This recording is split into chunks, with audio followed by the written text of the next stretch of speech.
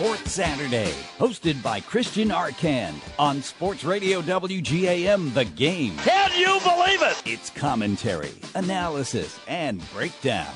A week's worth of sports jam-packed into just 2 fast-paced hours of talk. That's why I don't read the newspaper. Whether it's off the green monster, on the parquet, in the net, or on the gridiron, Christian brings all the news to your airwaves. You got a gift, my friend. So spend your Saturday afternoon the only way a true sports fan should, with Sports Saturday.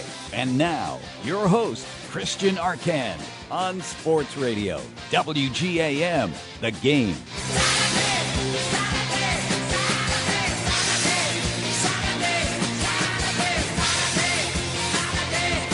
And a good afternoon to you. WGAM Sports Saturday. I am Chris Arcand. He is Joe Haggerty. We're broadcasting live on 1250 in Manchester, 900 in Nashua, online at WGAM The Game. We have an app for your smartphone, too, if you're listening to us that way. Hello to you. Not sure where you are, but we know that you're in tune to WGAM and Sports Saturday. Like I said, my name is Chris Arcand. Joe Haggerty here as well. We have open phone lines at 883-9900. They're not open right now, actually, but they will be very soon.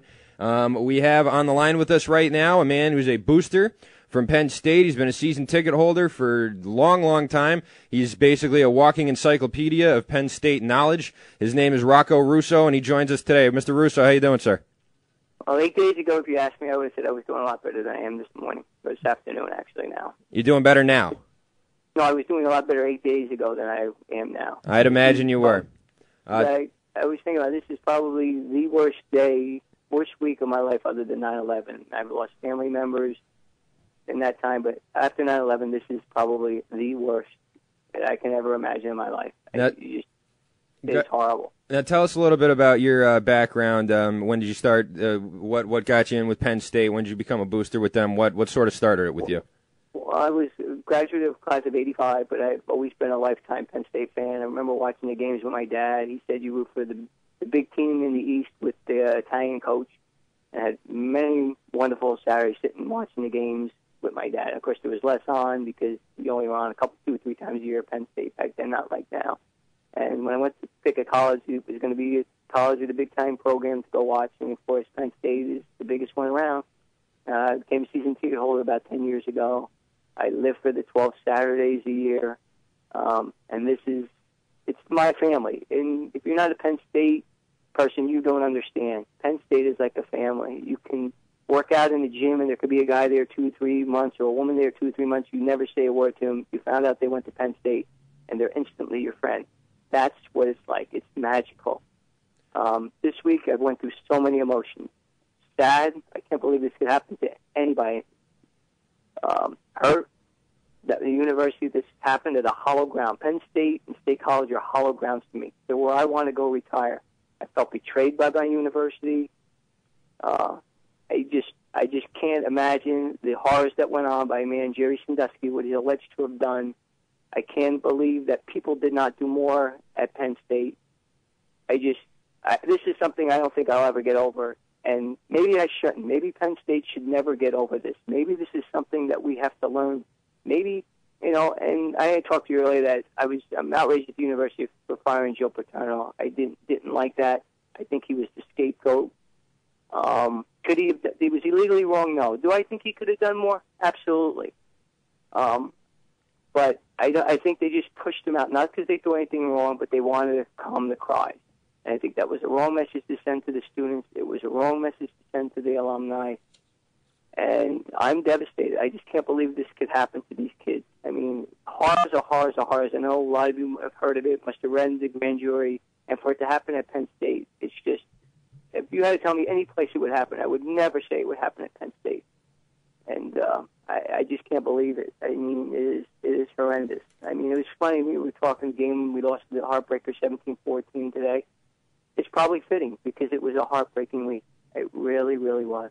I mean, I can't even express my emotion how much it's bothered me. I go to bed with it. I wake up with it. It's unbelievable. It is. I'm heartbroken. I really am. Rocco, where were you when you found out? I was watching. Obviously, I'm a big college football fan, so obviously I was watching a game at 12 o'clock game, and I usually have two TVs set up, and on one TV, something scrolled across the bottom, and I didn't actually hear what it said. I just saw part of it saying, that there was Jerry Sandusky had been indicted and two Penn States had been arrested. And then it popped on the other TV, the other game I was watching, and they started the story. And as the week unfolded, I've gone through sadness the whole week, but I felt, and I was talking to my sister about this on, I think, Monday or Tuesday, and I said, I feel betrayed. I felt betrayed by this university because they should have done more. I mean, they should have done more. They could have stopped it. And I know 98, and everybody says cover up, and I don't know if I believe that, because 98 they went to the district attorney, 98 they went to child services. So if they were going to cover up in 2002, why did they cover up in 98? Why didn't do anything? I don't know. Maybe they didn't do enough. Maybe they were incompetent. I don't know. Maybe we learned from this. Jerry Sandusky retired in 1999. 99 either was retired or fired. We don't know. Everybody said he retired. It was a big announcement after the Alamo Bowl. The players remember carrying him off. They won like 23-0 and 30-0. And if you remember, that year was a very disappointing year. They were second ranked in the country. They were going 3 games left. They lost to Minnesota. Minnesota threw a Hail Mary pass to set up a field goal. The next week they got beat by Michigan, where they still had a chance at the Big Ten title. And the next week they lost to Michigan State. So they had lost 3 games in a row when they were second ranked, and that was a disappointment. 2000 they had a horrible season. 2001 they had a horrible season, and Jerry retired after 99, and then 2002 they recovered. That was the year where Larry Johnson had the big year. But go ahead. Sorry, I have a problem with you calling Joe Paterno the scapegoat in this situation. But when I say the scapegoat, it's because they had a quote. I don't know, it was a newspaper quoted one of the trustees saying, "We got rid of him because of the media and the public outcry, and we didn't get any worse than that." So that's the reason they fired him, because they didn't like the public outcry. Not because they thought he did something wrong. From that statement, that's what that says, that they didn't like the public outcry. And am I giving Joe Paterno? I'm a big Joe Paterno fan. I love Joe Paterno. Am I giving him a pass? No. I think he should have done more. Absolutely. But I'm not going to throw stone at him, because how much of us, we don't know what we would do in that situation. Maybe we learn. Maybe we all do more. Maybe in the biggest cases or the smallest, if you see a wire down on your road and you call the power company, they don't come. Maybe you do more. Maybe you don't stop. Maybe the next day you call again. Maybe we all learn from this. Maybe that's what we learn. We always try to find something good out of tragedy. Maybe that's what we find. Maybe we always go the extra step. No matter how important or how small it seems, we always try to do more. Maybe that's what we have to learn. I mean, if I can think of one thing that could come out of it, maybe that. Maybe to me personally. Maybe I'll never get over this, and I shouldn't. My university is unspeakable how they let this go on. If they knew about this, we still have to let all the facts come out. But maybe that's what I learned personally. Maybe that's what we all learn. We always have to do more. Yeah, I agree with you there, and I'm not gonna have any sort of contention with that. But when you say you feel betrayed by the university that they didn't do enough, Joe Paterno said under oath in a grand jury testimony. He testified, I have it right here. Joe V. Paterno testified to receiving the graduate assistant's report at his home on a Saturday morning. Paterno testified the graduate assistant was very upset. Paterno called Tim Curley, the athletic director, and Paterno's immediate superior to his home the next day, a Sunday. He reported to him that the graduate assistant had seen Jerry Sandusky in the Lash building showers, fondling or doing something of a sexual nature to a young boy. Mr. Russo, that's in black and white. It was out of Paterno's mouth. Page 7 of the grand jury. I'm looking at it. But it's not said, I'm not going to say what was reported that was done in the shower. He does not use those words of the act that was done to the boy.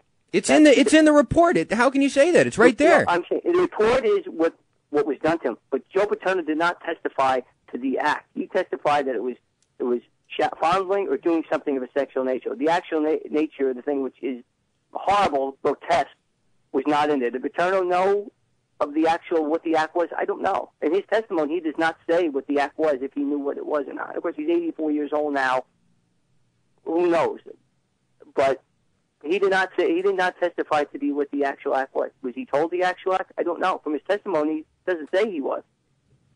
From what you know about the way things run down in Happy Valley, Paterno, where would you say Joe Paterno is in terms of the scale of the president of the school, the athletic director? He's an icon. He's the icon. But that being said, Joe Paterno, remember, is coming. It's not the Joe Paterno in 2002. It was not the Joe Paterno that was in 86. 86, he was king of the world. He'd come off a disappointing end of 99. He had come off a horrible 2000, a horrible 2001. He was 74 years old. People were asking for his head. In 2004, they wanted his head, and that's when Grant Spanier supposedly came to his house with Curly and said, "We want you to resign." And Joe said, "This job is until I want it." He still had support on the Board of Trustees. But Joe Paterno was not the power broker in 2002 that he was even as of 8 days ago. 8 days ago, after Joe had more power because he had come off 2 of the last 4 years. He's won Big Ten titles. In 2002, 2001, people wanted him gone. People were disappointed how horrible the team was. For 2 years at that time for Penn State, losing teams in a row were horrendous. Penn State had only had one losing season in the 65 years before that. And now we had gone through 2 in a row. The man was 74 years old. Never saying the game had passed Joe Paterno by in 1981 when I was a freshman. People wanted Joe Paterno gone. So you can say he still had a lot of power, but let's remember, this is not the 1986 Joe Paterno who won 2 national championships in 4 years. All right, I'll give you that. That being said, it was a different atmosphere. Did he still have power? Absolutely. He was an icon, but he was not the power broker that he was 6 years before that. Okay, that being said, do you really believe there's any sort of plausible scenario where this happened? There was investigation in 98, and then he gets this information from a graduate assistant in 2002. Is there any plausible way, that he couldn't have known about this? I don't know. If you had asked me, this is my personal opinion because I don't know anything on the inside. In 98, I'm sure he knew.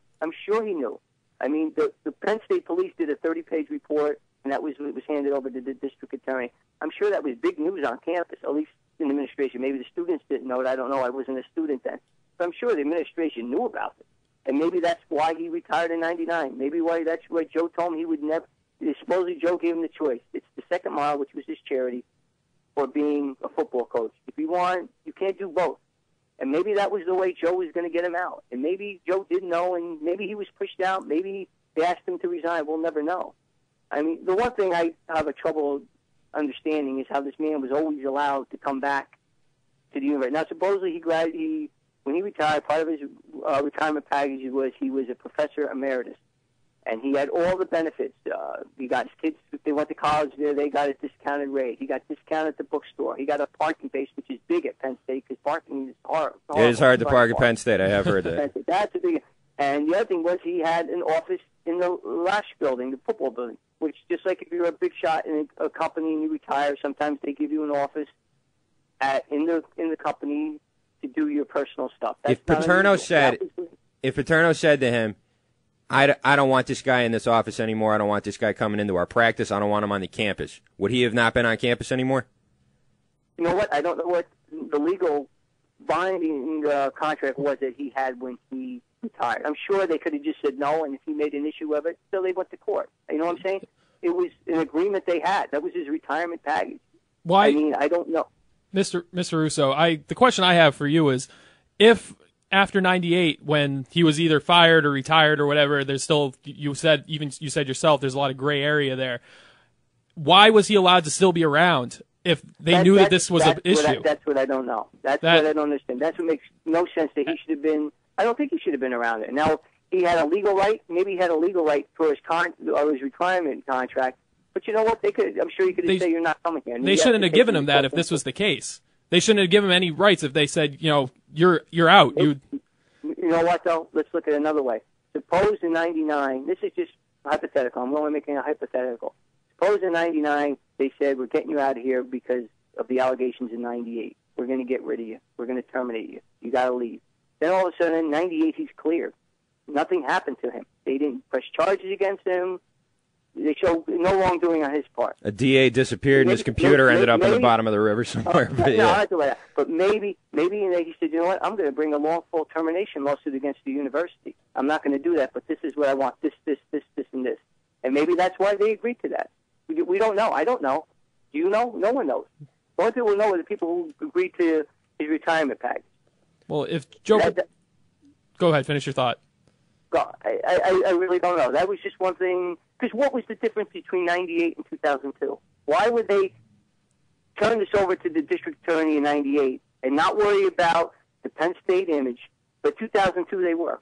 Does that make any sense? That would have been worse than 98, because 98 he was still on the staff. He was defensive coordinator. In 2002 he wasn't there. He was some schmuck who lived in town. I mean, you know what I'm saying? So if you were going to cover it, that's why the cover-up, I don't believe. Because it doesn't make sense in 98 when it would have been really damaging to the university. You don't cover it up, but then in 2002 you do. There's something missing in between 98 and 02, and that's maybe the story. I don't know. I mean, but does it sound believable to you that they would cover up at 98? They wouldn't cover it up? I believe that in 98 they swept it aside, and then in 2002, with 98 when the charges kind of went away, which they did. You can't say they didn't. They did. In 98 it was kind of gone. The DA disappeared, and that was the end of it. He didn't disappear to 2005. He didn't disappear 7 years after the fact. That's true, but he didn't disappear the next day. Yeah. 7 years later he disappeared.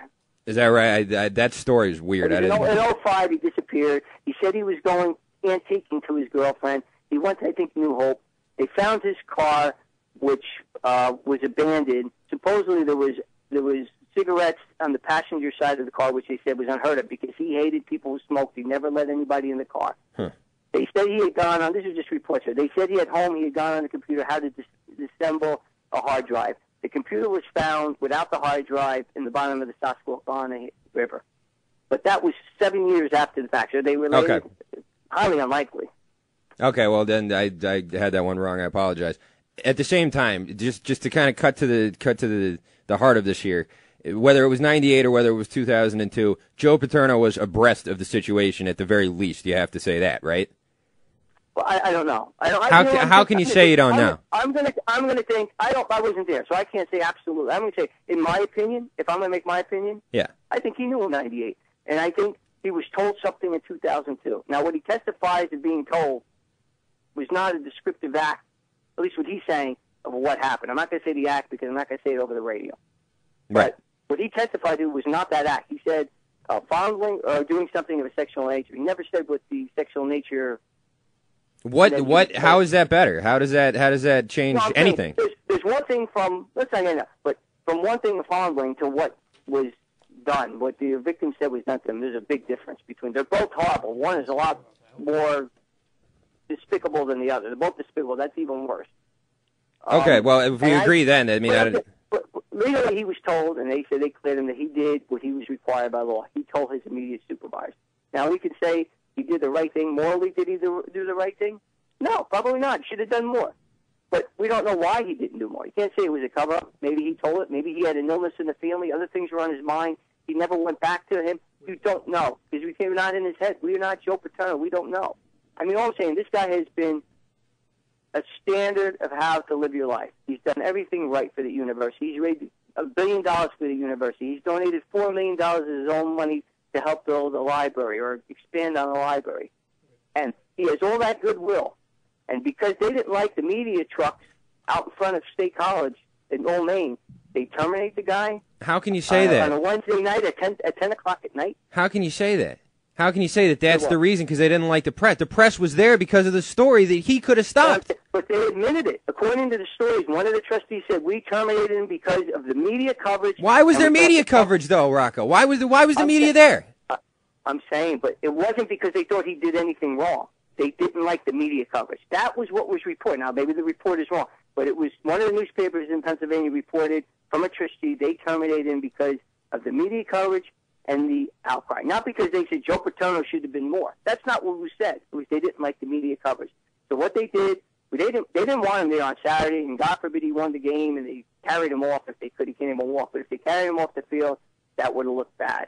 So they said, let's get rid of him, and that's what they did. I think that was wrong. I think he's the face of the university, and that's what they got rid of. Why? Do you think it's right that a newspaper in Pennsylvania took Joe Paterno's face and underneath it wrote shame?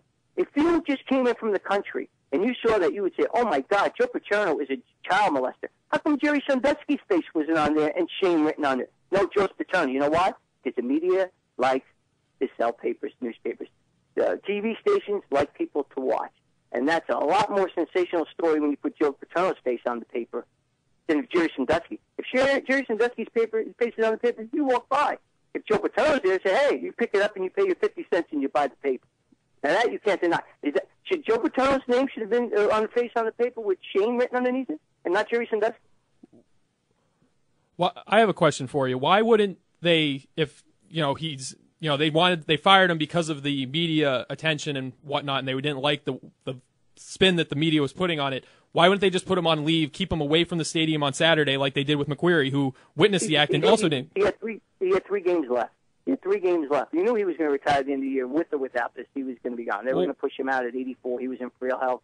Next year, his doctor supposedly said he couldn't coach on the field for safety reasons. You put him in. This was the last game at home for him. This was the game he had to coach.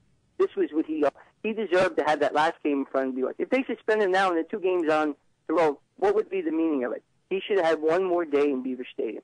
If they wanted to fire him on Monday or Sunday, I wouldn't have had such a big a problem if they didn't give him 1 more chance to be in front of the home crowd at Beaver Stadium. If it comes out that he did know about this and he did cover it up, and there's no doubt about it, will you still think that? Will you still think? You know what? I'll tell you right now.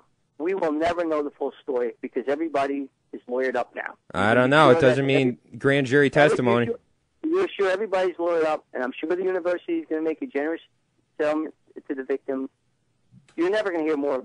This will always be out there what happened at Penn State, but we will never know the real story of what happened. If he knew, if he didn't know, if it was a cover-up, if it wasn't a cover-up, if it was incompetence, if the guy thought he called and he didn't call, we will never know anything because no one's going to tell. Joe Paterno is never going to say a word because whatever he says, they're going to say, oh, he's just saying that. I don't believe it. I heard one talk show guy said, if Joe Paterno came out and said, in 98, I didn't know about this, I'm not going to believe it. So why should Joe Paterno come out and say anything? Because whatever he says, no one is going to believe because they choose not to believe. I'm going by what he said in the grand jury report. But he said it was reported to him. I don't doubt it was reported to him because he went to Curly. Well, that means he knew. He knew something happened. I'm saying he may not have known the specific act. It doesn't matter if he knew the specific act. He knew there was a man in the shower with a 10-year-old boy doing something wrong. And by Pennsylvania law, what is his responsibility? Under Pennsylvania law, he's telling his immediate supervisor. Yes, that's true. It's his immediate supervisor. Now, he took Curly. Curly calls back McQuarrie a week and a half later. He talks to McQuarrie. So that shows that Joe Paterno talked to Curly. If Joe Paterno wanted to cover up, why didn't he just not say anything when McQuarrie told him? Why didn't he say, I'll take care of it and not do anything? If that's what Paterno wanted, why did he bring 2 other people into this? Wouldn't that be more believable if you were going to cover up? You would just keep it to yourself. That's a good point. I'll grant you that one. But are you saying that what he did was sufficient in your eyes? Legally, yes. Should he done more? No, to you, not legally. I'm saying to you. As hindsight, and hindsight is always 20/20. I say he should have done more in hindsight. Now, and there was something with McQuarrie. When I first heard this story that was McQuarrie, and they didn't report his name at first that it was him, that he observed this in the shower, and they said it was a grad assistant, which I knew it meant he had been a former football player because those are the ones that become grad assistants. Right. I said to myself, oh, my God. I said, if I was in that situation, I would have taken that 60-year-old man or 59-year-old, whatever Sandusky was at the time, and I would have taken him out. And if I didn't have the nerve to think I could do it because I'm a small man, I would have called the police. And then I thought to myself, who am I to say what I would have done when I was in that situation? I don't know what I would have done. You don't know what you would have done. I'd have probably vomited. We don't know. We could have froze. No one knows what they would have done. And to say I would have done it, that's wrong because I don't know. And anybody says they can't be honest. And same thing with Paterno. Do I think I would have done it? I hope I would, but I don't know. Maybe I would have been distracted by something else.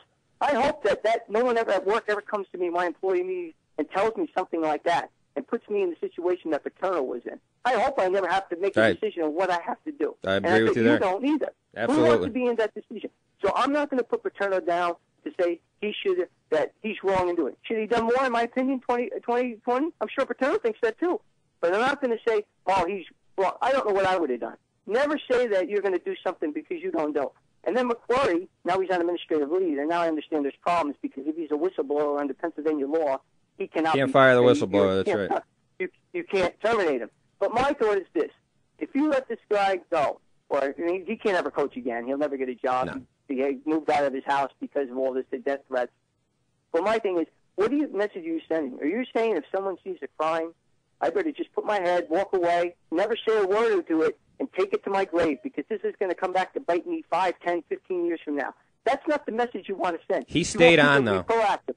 What? He stayed on. He saw Sandusky walking around that campus. He stayed on. He never said, hey, either this guy leaves or I leave. And that's what you got to do. I know. He reported it. Maybe he thought he had done enough. Maybe he said, you know what? I reported it. If they're not going to worry about it, why should I? I don't know. Maybe that's what I would have said. How could you sleep? How could you sleep at night?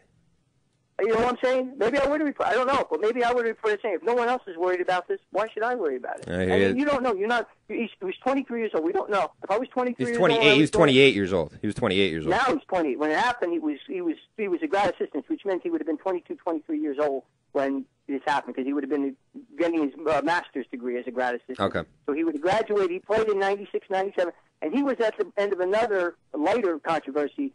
They were number 1 ranked or number 2 ranked, and they were playing at the Meadowlands. And at the end of the game, they were beating Rutgers, I don't know, by 2 or 3 touchdowns, and they were at like the 50-yard line, and he threw a touchdown pass, which he said he misunderstood what the call was.